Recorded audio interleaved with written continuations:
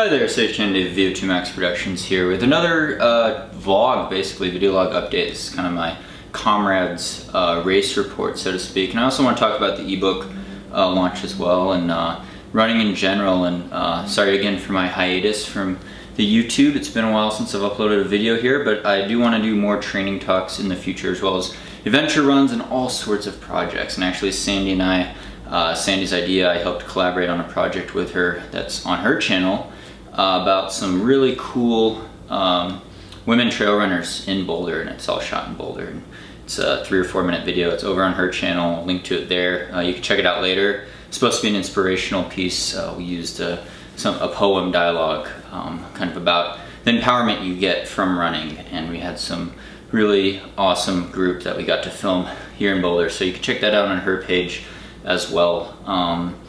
So yeah, Comrades. I basically got back from South Africa yesterday and didn't have a whole lot of internet connection over there. Didn't have my laptop, so I wasn't able to post a whole lot or even upload my Strava data till about yesterday, which it is up on my Strava profile, the race. But it was an uphill year at Comrades, net uphill gain, and it was 55.1 miles this year. It's about a half mile longer than it has been in years past.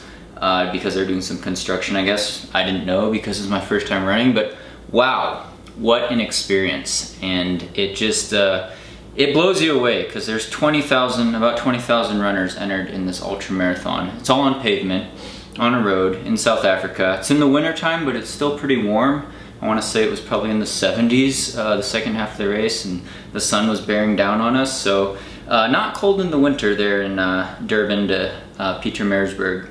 But just a spectacular event. I think it seemed like 1 million spectators just out on the road at aid stations, just cheering, dancing, just a super festive atmosphere. And then all the runners, a lot of them were from South Africa, and a lot of them, just the diversity was amazing. But we also had a lot of international runners as well. And you know, everyone's doing this 55-mile journey with 6,000 feet of climbing up these big rolling hills. And you know, honestly, I guess the result was I ended up finishing 15th place overall, and I was the top American running 6 hours and 3 minutes, but it was not the race I wanted. It was kind of a rough day, and I'll get into the blow-by-blow details here in a second. But yeah, over 6,000 feet of climbing, and then yeah, 2,000 net uphill. But because of that, there were lots of downhills as well. I think I had close to 4,000 feet of downhill, and I will tell you that downhill on a pavement at about -5% to -8% slope does not feel very good after about 30 or 40 miles.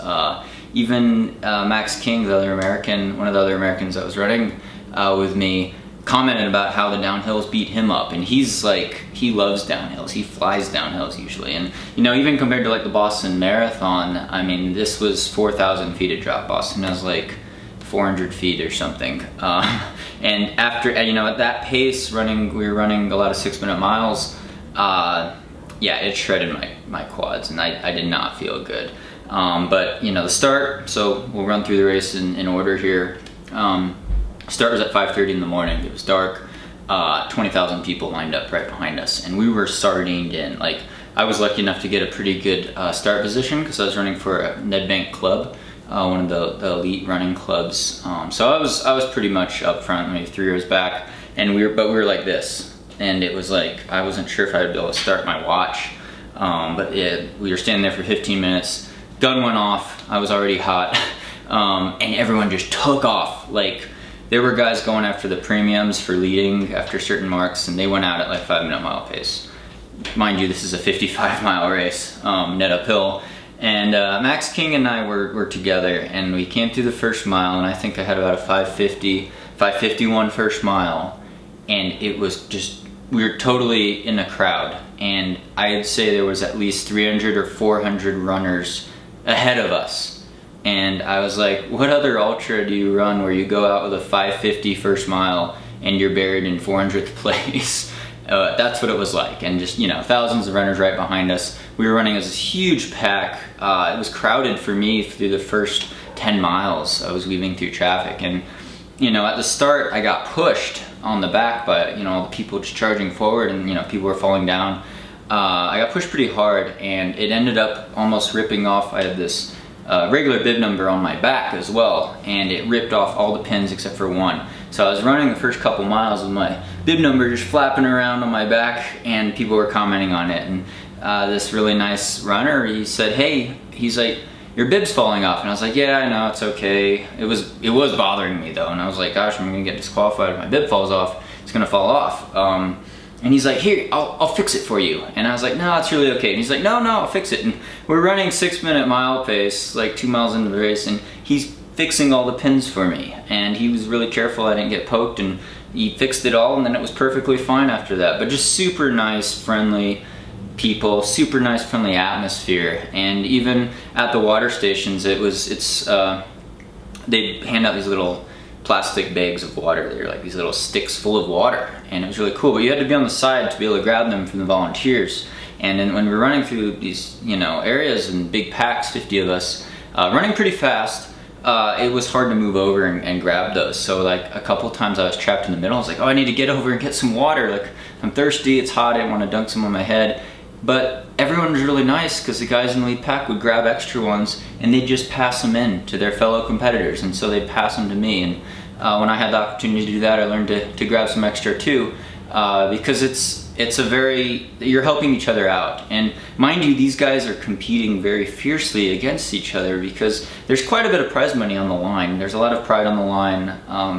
A lot of the top guys train in these groups, like Ned Bank was a team I was on, and they've been training in the mountains since October, and they periodize their whole year based on this race, because it really is one of the greatest ultra experiences, if not the greatest ultra experience you're ever going to have. And again, it's 20,000 runners doing an ultra, most competitive ultra in the world, in my opinion, by far, like hands down, not even close.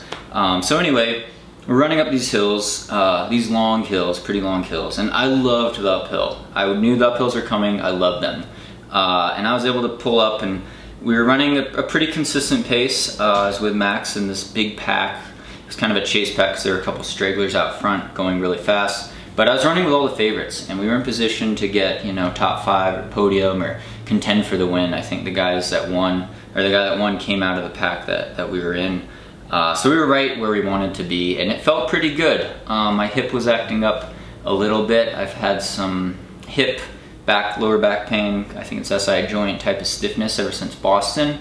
I won't say it's hampered my training too much, but it was on my mind, and that was stiff. And so anyway, we're climbing up these hills, moving pretty well, splitting low 6 minutes in the mile. This is kind of right the pace we want. And about, 16 miles in, and I've taken the lead on the pack. I'll put up the picture there. It's one of the few pictures I got from the race. But I was leading the pack, and I got a little eager, and I was like, you know what, I gotta go back in the pack. But I was leading through 16 miles, this big pack with all the favorites, and I felt this like lightning spark in my calf, and I was like, you know what, this thing's about to cramp up. I think I was compensating because my left hip was stiff.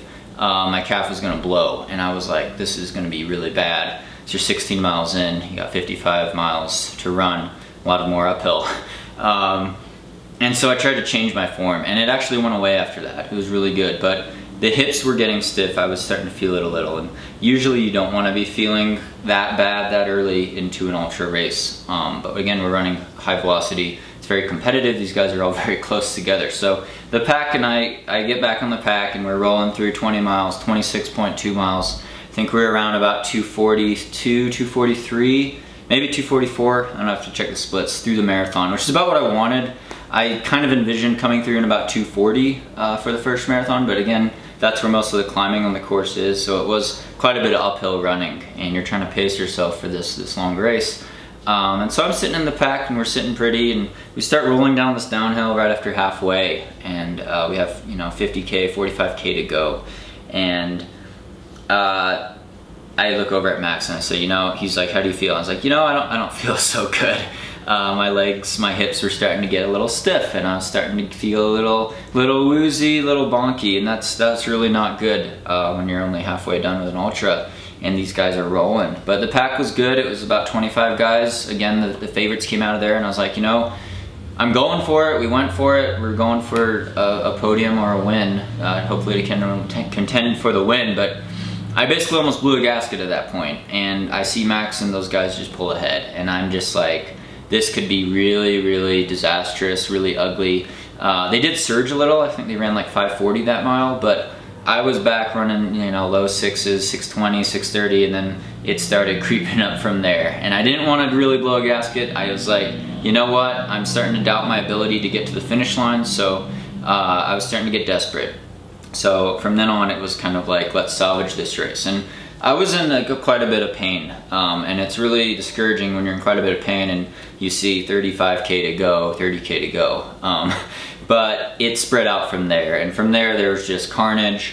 Guys in the lead pack were gone. I knew that I was way out of top 10, so it wasn't going to be good. I was having a rough day, a rough race, and I was kicking myself kind of for doing Boston.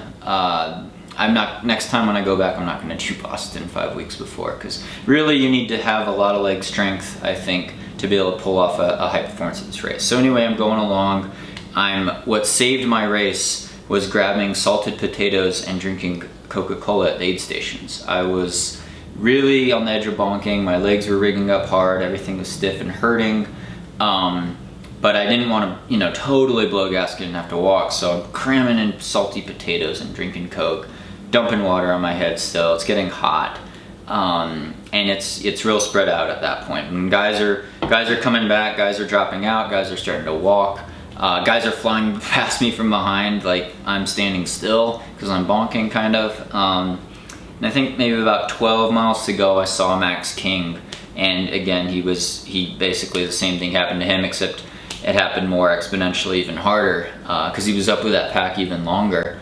And kudos to him for gutting it out like that, and all those other guys, because we didn't go there, we didn't fly all the way to South Africa to run a conservative race. We wanted to really be on the podium and compete and run significantly under 6 hours, and it just didn't work out. So it was a tough finish, and the finish line was spectacular. Tons of people. It was on TV in South Africa, and just everyone again was so friendly, and it's such a special running culture there. These guys are really good. The guys that train and run this race, and just spectacular performances all around. I think the top woman was right behind me, pretty close to the all-time course record, and just that's an amazing pace on that course, because those hills are pretty tough, and the downhills shred you as well. So lesson learned, first Comrade experience. It was an honor to be able to just compete there and run such a legendary race. It was in its 90th year. It's been going on for 90 years. It's crazy. The history there is just amazing. Really, really cool to be a part of. And congratulations to all the finishers if you were out at Comrades. Takeaways, it was my first road ultra, and I really wish I could have done better, but I learned a lot, and I learned that my legs really, I probably should have run higher mileage for a couple months going straight into this race, and devoted very specific training to this race, because the hills are very long and they're at a nice grade. I really did like the uphills, but the downhills on the flip side are also very long, and I learned a lot from that kind of transition. And maybe if I had gotten in more 50K or 30-mile long runs in training, probably would have been a good idea. But after Boston and LA with the recovery time and doing the shorter marathons, it wasn't quite as specific as I should have had it. I'll admit I messed up there. And then with my hip acting up a little, it's like, well, how much volume can you really get in? But I think ideally I'm getting in 120, 130 miles a week and doing those 30-mile long runs for at least 2 months going into such a race, and then also practicing extended downhills. I thought my downhill training before Boston would help me, but it's not the same. The downhills of Boston are a little bit smaller compared to the downhills at Comrades. So lesson learned, but I'd love to go back there in 2 years for another up run, since I know the up run course. Little shaky about the down run, because again, downhills are kind of my weakness, and there's more downhill next year at Comrades. So we'll see. I'm still considering it. Two Oceans is also a very cool race to do over there. But yeah, so many ultras to do. But as of now, I'm back in mountain mode. I'll be taking a break now, but then going back to the mountains to train for Speed Goat. And then after that UTMB, of course. So that'll be the big build-up of the summer. Again, thank you for all the views and all the shares and support. It's great meeting some of you out there in South Africa. Thanks for all the feedback on social media, Instagram, Twitter, Facebook as well. And with the Sage Running book, I'm excited to announce we'll be coming out with the Sage Running Secret ebook coming out later this month. You actually can't order this now because we took down pre-orders. But for those of you that pre-ordered, especially with the 2 plan option, I sent you an email in the last couple of days about how to get your plans in advance for free if you want them. You can download them from the website sagerunning.com. The plans are available to everyone also as well. Half marathon, marathon, 50K, 50 miles, 100K, 100-mile options as well on the website. And yeah, if you have any problems, just send us an email with those orders, because we did have a couple of glitches, I'll admit, with the website. But we also have a newsletter on there, sagerunning.com, that you can subscribe to for free. We send out newsletters on a regular basis with information as well. And I'm just blown away with all the support and positive feedback. So thank you. We really appreciate your generosity and for tuning in and checking out the website as well as this YouTube channel and other social media. Also, it means a lot to us, and it's really inspiring actually to see and to hear from you. So thank you, and I wish your training's going really well this summer as we head into summer here, and if you got any upcoming events. And yeah, I'll be back with the training talk, so be sure to tune in here. And yeah, so that's it, I guess, for now. This is a really long video. It might break my records, but that's my race report for the Comrades race. Spectacular event again, and thanks to everyone who's supported me in this journey. So it was worth the 16 and a half hour flight on the way back. That was one of 3 flights that I took yesterday. But it's good to be back. I'll be hitting up the mountains and the trails soon. And yeah, stay tuned for more VO2 Max Productions.